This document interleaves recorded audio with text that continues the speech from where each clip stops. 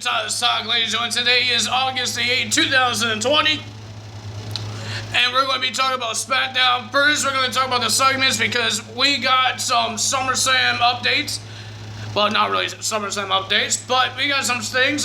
First things, we have to start off SmackDown, we had a Firefly Funhouse with Bray Wyatt saying that if Braun Strowman doesn't give Mr. The Fiend what he wants, and that's a shot at the Universal title, he's going to show Alexa Bliss what he's made of. You saw what he did last week. He attacked Alexa Bliss, and now he's going to show her what he's made of if Braun Strowman doesn't show up the next time. So, and then the second segment, we had the Dirt Sheet. Not the Miz TV, the Dirt Sheet with The Miz and John Morrison. I thought this was stupid. It was stupid. I thought it was stupid, guys. We had The Miz and John Morrison talking to Mandy Rose's hair. Making voices for the hair. Like, they didn't have a voice, a guy doing the voice. But it was stupid. And then Sonya Deville came out because she was a special guest, coming out and talking about all this stuff, blah, blah, blah, blah, everything we heard already. Sonya, shut up already. You done nothing. What? You didn't win no championships. You're not better than Mandy Rose anyways, okay? Now calm down. And then Heavy Machinery came out to end this freaking stupid thing. Thank God. Otis and Tucker attacked Miz and Morrison, and then their a tag team got set up. Tag team match got set up. Next was The Fiend with Alexa Bliss. Some reason after the commercial break, The Fiend had Alexa Bliss sitting in the ring, and I guess he's waiting for Braun Strowman, but he doesn't want to wait too long. So, ladies and gentlemen, he was going to do the same thing to her like he did last week, trying to do the Man of Claw on her, but Alexa Bliss touched his arm, put his arm down, and then she gently touched the mask of The Fiend. And The Fiend he said nope, he's out there, and then Braun Strowman came on the Titantron and says he doesn't give a damn about Alexa Bliss. Is Alexa Bliss going to do something now to help The Fiend and she turns heel? Is the rumors true now? Is she going to be the Sister Abigail for The Fiend, Bray Wyatt? And that means it will be officially over for Nikki Cross and Alexa Bliss. But we do know at SummerSlam, it's not official yet, but we do know that Braun Strowman wants to give The Fiend what he wants, a Universal Championship. WWE did not make it official yet, but we want to see it. Speaking of SummerSlam, ladies and gentlemen, on Raw tomorrow night, no, not tomorrow night, 2 nights away on Monday Night Raw, we're going to see Asuka versus Bayley. If Asuka wins, she goes to SummerSlam to versus Sasha Banks. But, ladies and gentlemen, the champions, Bayley and Sasha Banks, had an in-ring conference with Stephanie McMahon. A video call. So, what Stephanie McMahon told the champions, the double champions, that they will defend their titles at SummerSlam. We don't know if Sasha Banks is going to be versing Asuka, but we definitely know might be versing Bayley.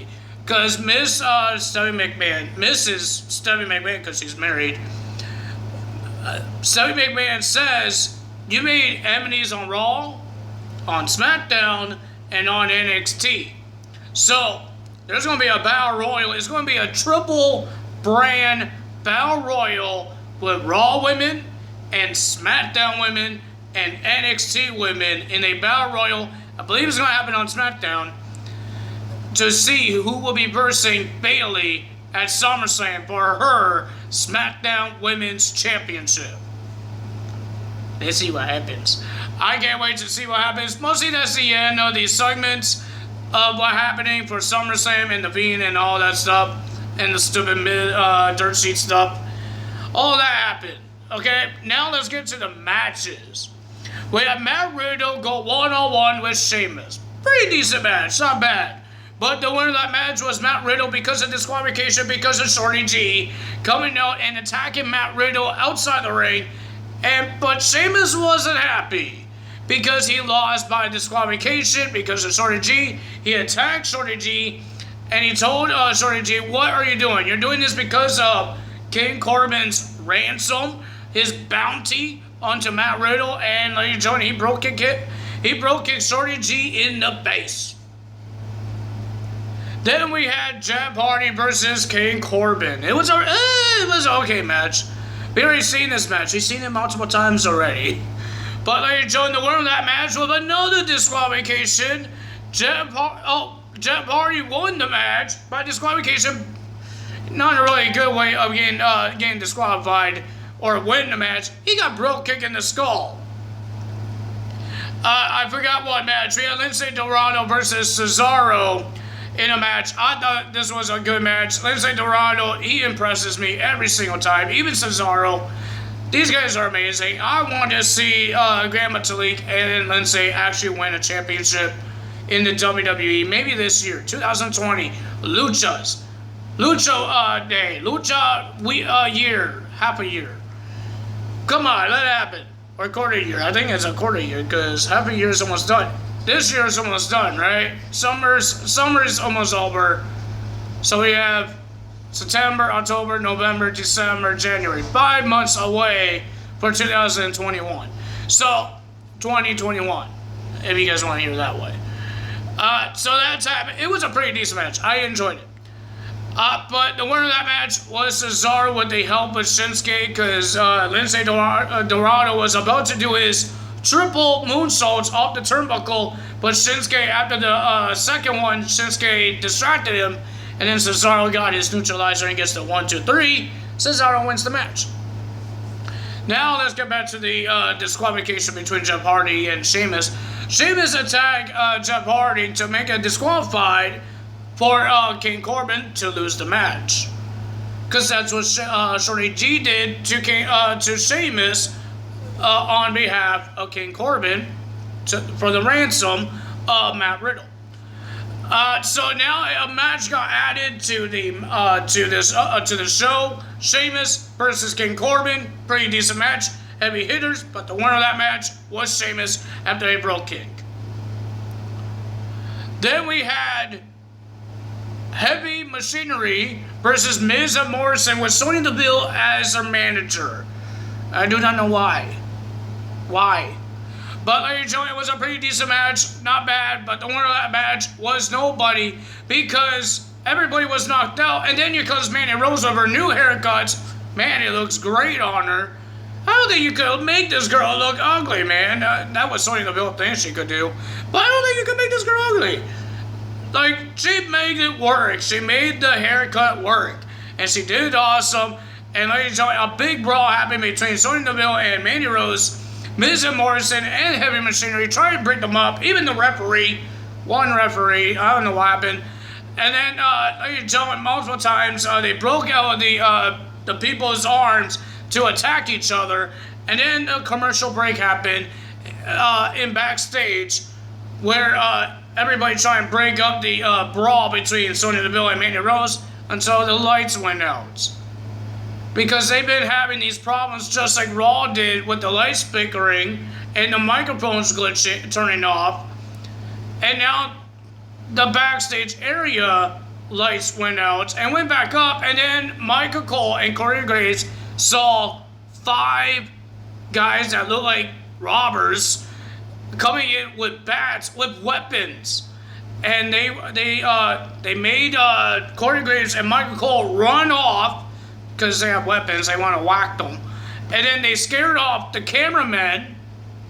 And then they went to the audience, the NXT trainees, attacked them, attacked one woman trainee, and then they they destroyed the announce table, they tipped it over, and then they spray painted everything around the ring, the plexiglass, the ring skirts, everything they could to spray paint. They even spray paint the ramp. They spray paint on the turnbuckle pads. the LED lights, the middle inside of the ring, all that stuff, and then we saw one of them turn on a chainsaw and cut the ropes off. They destroyed the ring.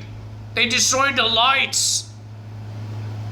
What does these guys want? I think they're part of SmackDown because they did way worse on SmackDown than what they did on Raw.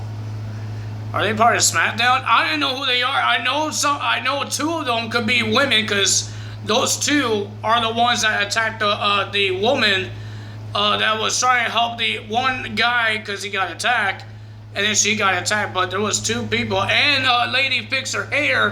Her hair came out of her mask, and it looked like a girl's hair.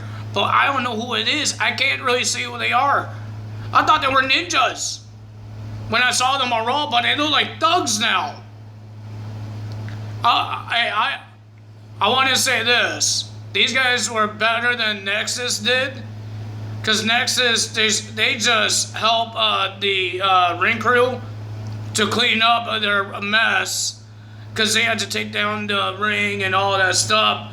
But these guys actually spray painted the campus, the glass, where to stop the sickness for the audience, all that stuff. It was crazy. I thought it was pretty cool, but I didn't understand what's going on. It's like if there was fans in here and they had this faction. Why am I doing this? They had the faction coming out. They would think they're getting robbed. Because they look like thugs. They don't even know. I didn't know it was part of a storyline. Because that looked weird. It looked weird. Even with no fans, it looked weird. It was like Triple H got robbed. Oh my goodness. But no, they didn't get robbed. I think it's the new faction. I forgot, Retribution, something like that they call themselves. I don't know. But I'm hoping we find out who they are. And I'm hoping this thing gets a little better, get more better. Hey, I didn't like the Raw one. Well, it was pretty cool that they blew up a electrical box. But what they did in the ring for SmackDown, it was cool. They destroyed it. We don't see a lot of that. See on Nexus, but they didn't destroy anything. Destroy a lot of things. They just did what the ring crew does. They just unhooked the ropes. That's what they did. They didn't break it. They unhook it. If you know how to unhook it, they have this weird. You just grab the turnbuckle, the metal part of the turnbuckle, and then just turn it around. It's like a screwdriver. You turn it around, and then there you go. These guys actually got the chainsaw into the blue ropes, and they cut it. Like they didn't do anything with the turnbuckles. They just actually cut the ropes. They cut all 3 ropes. It was crazy. Man, it looked like wood coming out of them. But if you guys enjoyed this video, leave a comment below. Hit the like button, hit that subscribe button, hit that notification bell. And I still have to talk to you guys. I will be talking to you guys on Thursday. Because I got no video to do on Friday. Yeah, but you know what I mean. But I will talk to you guys. I got a little messed up there. But I will talk to you guys on Thursday when I do my NXT results. And I will talk to you guys about what's going to happen next week. I think it's next week. I don't know. I don't mind. I don't know.